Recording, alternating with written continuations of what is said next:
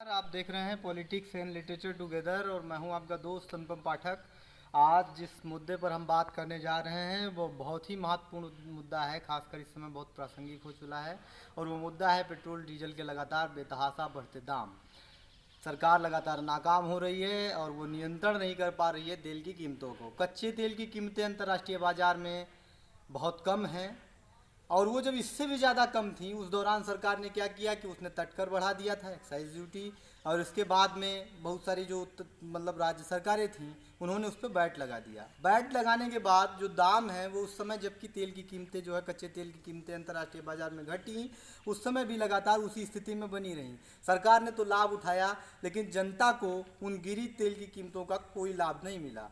अब जब वो लगातार कीमतें बढ़ती जा रही हैं कच्ची तेल की, तो वो जो लगाया गया कर था, जो वैट था, जो तट कर था, उसे वापस नहीं लिया जा रहा है, जिसका बोझ सीधे सीधे किसानों और देश की जनता की जेब पर पड़ रहा है और उनकी जेब खाली होती जा रही है। एक तरफ जहां सरकार किसान समाधान और तमाम ऐसी योजनाएं की बात कर रही है, वहीं दूसरी तरफ डीजल की बढ़ती कीमतों के कारण किसानों की हालत बहुत खस्ता है।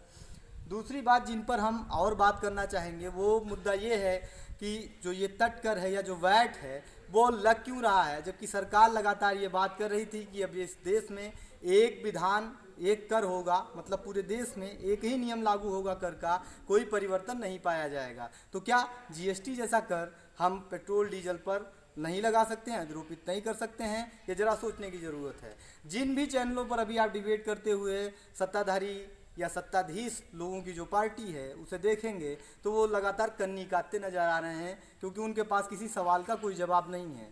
जब वह विपक्ष में थे तो अगर थोड़ी सी भी कीमत डीजल और पेट्रोल की बढ़ती थी तो वो विपक्ष को, मतलब सरकार को, लगातार निशाने पर लेते थे।